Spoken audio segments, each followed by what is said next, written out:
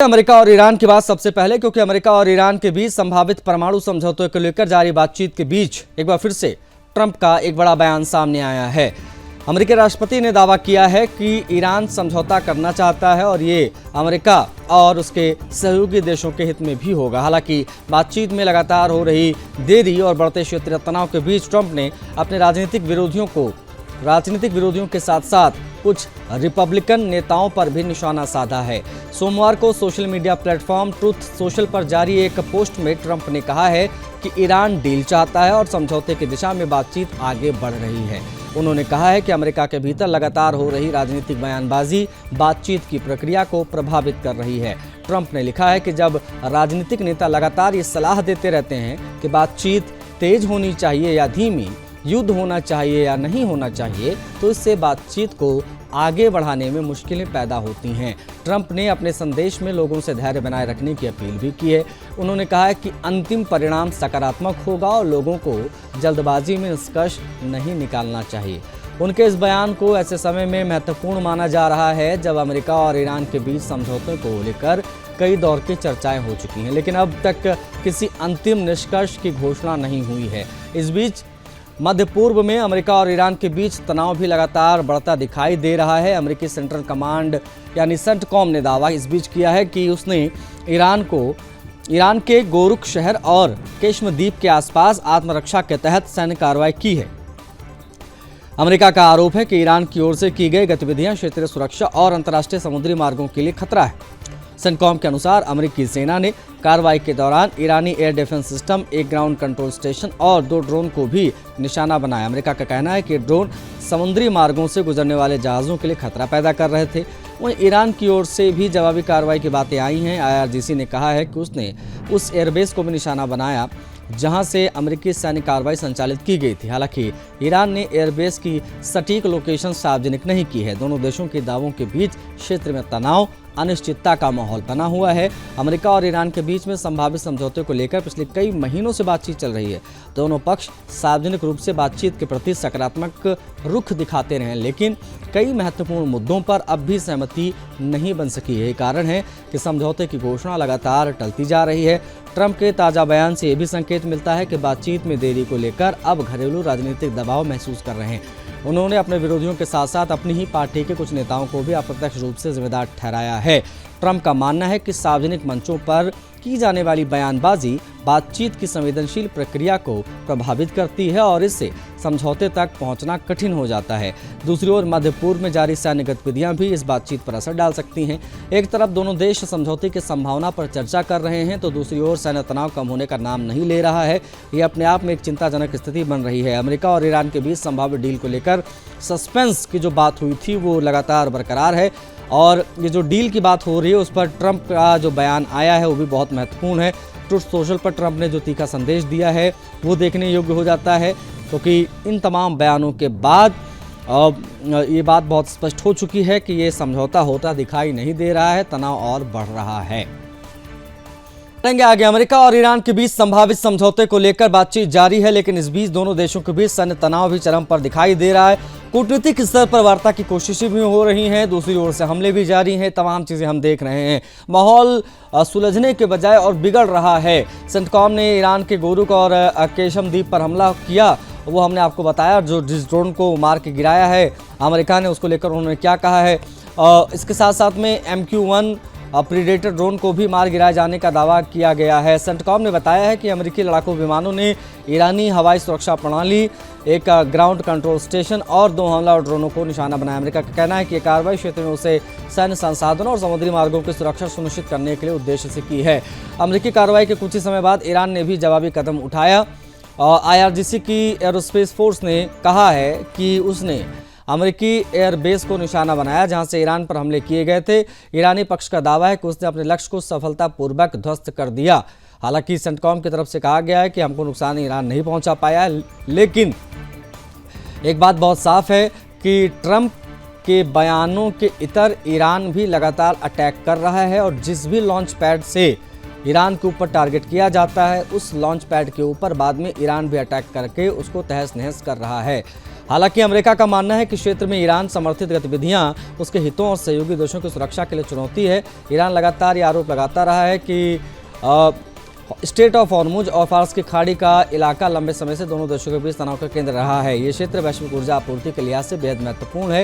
ये अपने आप में बहुत ज़्यादा महत्वपूर्ण हो जाता है क्योंकि सारी की सारी लड़ाई स्टेट ऑफ हॉर्मुज पर आकर टिक जाती है। अमेरिका जहां एक और समझौते की संभावना खुली रखने की बातें भी करता है, अपनी सैन्य और रणनीतिक हितों को भी लेकर कोई नरमी दिखाने के मूड में वो नजर नहीं आता है और यही वजह है कि ईरान भी झुकने को तैयार नहीं रहता। दूसरी तरफ ईरान भी ये संदेश देने की कोशिश कर रहा है कि वो किसी भी कार्रवाई का जवाब देने में सक्षम है और दबाव में आने वाला नहीं है। सबसे बड़ा सवाल ये है कि क्या लगातार बढ़ती सैन्य गतिविधियों के बीच भरोसे का माहौल बन पाएगा। किसी भी समझौते की सफलता इस बात में निर्भर करती है कि दोनों पक्ष एक दूसरे की मंशा पर कितना विश्वास करते हैं। लेकिन अब एक तरफ वार्ता हो रही है और दूसरी तरफ मिसाइलें, ड्रोन तथा सैन्य ठिकाने को भी टारगेट किया जा रहा है। समझौते का रास्ता कठिन होता जा रहा है, ये कहना बहुत सही होगा। बातचीत का दरवाजे जो हैं पूरी तरीके से बंद नहीं हुए, लेकिन ये बंद होते दिख भी रहे हैं। आने वाले समय में अगर इस प्रकार से चीज़ें चलती रहीं तो बातचीत की गुंजाइश समाप्त हो जाएगी और ये जो युद्ध है वो रुकने का नाम नहीं लेगा। कहने को तो ये सीज़ फायर है, लेकिन जिस प्रकार से एक दूसरे के ऊपर अटैक्स हो रहे हैं, कहीं से भी लग नहीं रहा है कि ये सीज़ फायर चल रहा है। कोरुक और केशम द्वीप जो निशाना बने हैं ड्रोन विवाद से, किस प्रकार से नया टकराव जो है वो दिख रहा है, उसी को समेटती ये खबर थी।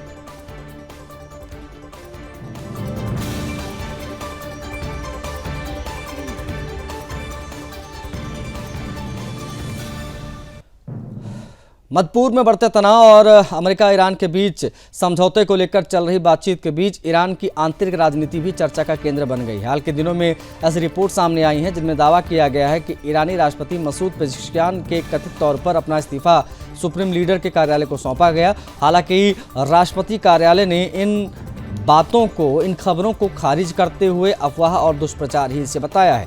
ईरानी मीडिया रिपोर्ट्स का हवाला भी दिया गया और हवाला देते हुए दावा किया गया कि राष्ट्रपति पेज़ेश्कियान ने शासन व्यवस्था में अपनी भूमिका सीमित होने, महत्वपूर्ण फैसलों में प्रशासन की अनदेखी किए जाने पर नाराजगी जताई है। रिपोर्ट में भी कहा गया है कि IRGC के प्रभावशाली गुटों का कई महत्वपूर्ण नीतिगत मामले में दबदबा बढ़ता जा रहा है, जिससे निर्वाचित सरकार सुरक्षा प्रतिष्ठान के बीच मतभेद उभर रहे हैं। हालांकि इन दावों की आधिकारिक पुष्टि नहीं हुई है। राष्ट्रपति कार्यालय के संचार एवं सूचना प्रसार विभाग के उप प्रमुख सैयद मेहदी ताबाताईबाई ने इन खबरों को सिरे से खारिज किया और कहा है कि राष्ट्रपति देश और जनता की सेवा के लिए पूरी तरीके से प्रतिबद्ध हैं और पद छोड़ने जैसी कोई स्थिति नहीं है। लेकिन इन खबरों ने एक बार फिर से ईरान की सत्ता संरचना को लेकर सवाल पैदा किए हैं। ईरान में राष्ट्रपति सरकार का प्रमुख होता है, लेकिन देश के सर्वोच्च नेता सुप्रीम लीडर के हाथों में रहती है।